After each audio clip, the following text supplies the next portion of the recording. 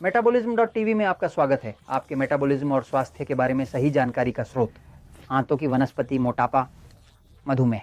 मैं Frank Suarez हूँ, मोटापा और मेटाबॉलिज्म का विशेषज्ञ। आज मैं आपके साथ साझा करना चाहता हूँ एक वैज्ञानिक जानकारी जो जानना अच्छा है, क्योंकि यह खोजा जा चुका है कि आंतों की वनस्पति यानी कि शरीर के अंदर रहने वाले बैक्टीरिया मधुमेह की घटना, मधुमेह की महामारी और मोटापे की महामारी से पूरी तरह से संबंधित है। तो चलिए आंतरिक स्वास्थ्य के बारे में एक पल के लिए बात करते हैं। आंतों की वनस्पति के स्वास्थ्य के बारे में यह एक महत्वपूर्ण बिंदु है। मैं एक पल के लिए बोर्ड पर जा रहा हूं, ध्यान दें। यह कुछ अध्ययन हैं मुख्य रूप से यूरोप में किए गए, जो मूलतः यह दर्शाता है कि स्वास्थ्य पर निर्भर करता है। आंतों की वनस्पति जो आंत के अंदर होती है, आंत, ठीक है। आप में से कई लोग जानते हैं कि 90% से अधिक प्रतिरक्षा प्रणाली यानी शरीर की रक्षा प्रणाली आंत में स्थित होती है। इसलिए मुख्य स्वास्थ्य समस्याएं आंत से शुरू होती हैं। ये दिलचस्प है कि ये कहाँ था? हिप्पोक्रेट्स ने, जो इतिहास में पहले चिकित्सक थे, मान्यता प्राप्त चिकित्सक अपना हिप्पोक्रेटिक शपथ लेते हैं, है ना। हिप्पोक्रेट्स ने कहा था कि सभी बीमारियां शुरू होती हैं आंत के माध्यम से। दिलचस्प है, उस समय उनके पास न तो एक्सरे थे और न ही कुछ और, लेकिन आधुनिक विज्ञान ने यह साबित कर दिया है कि जो उन्होंने कहा था हजारों साल पहले, 1000 या उससे अधिक वर्ष सही था, है ना। तो मूल रूप से जो खोजा गया है वह ये है। उदाहरण के लिए एक अध्ययन किया गया था जहां उदाहरण के लिए डॉक्टर जॉन वांग कोपेनहेगन विश्वविद्यालय से, क्लिनिकल पत्रिकाओं में से एक, सबसे महत्वपूर्ण चिकित्सक वैज्ञानिकों में से एक जिसे नेचर कहा जाता है ना, वहां एक अध्ययन प्रकाशित किया गया था जहां वास्तव में चीनी मरीजों के साथ, जहां उनके पास 550 मरीज थे, और फिर वे उन लोगों के मल का विश्लेषण करते हैं। वे मल में पाई जाने वाली वनस्पति का विश्लेषण करते हैं, और जो उन्होंने पाया वह यह है कि बिना किसी संदेह के जिन लोगों को मधुमेह था उनमें बहुत अधिक रोगजनक थे, बहुत अधिक कैंडिडा है, बहुत सारे फंगस, कैंडिडा, आंत के अंदर बहुत सारी हानिकारक बैक्टीरिया, और जिन लोगों को मोटापा था उनमें भी पतले लोगों की तुलना में बहुत अधिक थे। इसका मतलब है कि हम पहले से ही देख रहे हैं कि जो कुछ हो रहा है उसके बीच एक संबंध है, वनस्पति के साथ, समुदाय के साथ, संस्कृति के साथ, आंत के आंतरिक पर्यावरण के साथ।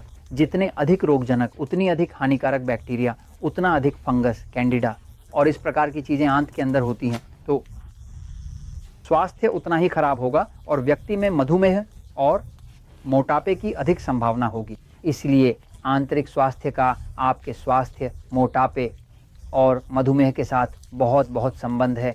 यहाँ तक कि कुछ प्रयोग भी हैं जो किए गए थे फ्रांस में, जहाँ उन्होंने देखा कि एक व्यक्ति में स्वस्थ वनस्पति डाली गई थी जो मधुमेह से पीड़ित था, और स्वचालित रूप से उसके रक्त में ग्लूकोज के स्तर को कम कर दिया गया। इसका मतलब है कि हम देख रहे हैं कि निश्चित रूप से आपके आंत का स्वास्थ्य, ताकि आपको एक विचार हो, आंत की वनस्पति में, आपके शरीर की आंत की वनस्पति का औसत वजन, यानी वहां अंदर रहने वाले बैक्टीरिया का वजन है 8.5 किलोग्राम। ठीक है, आपके शरीर के वजन का 1.5 किलोग्राम आंत के बैक्टीरिया का होता है। यह लगभग 3 पाउंड है। ठीक है, यह बहुत है। वास्तव में आपके आंत में आपके शरीर की कोशिकाओं की तुलना में अधिक बैक्टीरिया होते हैं, यानी शरीर में 10 से 70 ट्रिलियन कोशिकाएं होती हैं, तो उससे कहीं अधिक बैक्टीरिया होते हैं। जीवित बैक्टीरिया की संख्या 2 गुनी या उससे अधिक होती है, जो आपके आंत के अंदर जीवित और सक्रिय रहते हैं। इसलिए आपके आंत की सेहत का डायबिटीज़ से बचने में बहुत बड़ा योगदान होता है, मोटापे से बचने में, ऊर्जा बनाए रखने में और ऑटो इम्यून बीमारियों से बचने में। क्यों? क्योंकि अगर आपकी प्रतिरक्षा प्रणाली है तो वह आंत में रहती।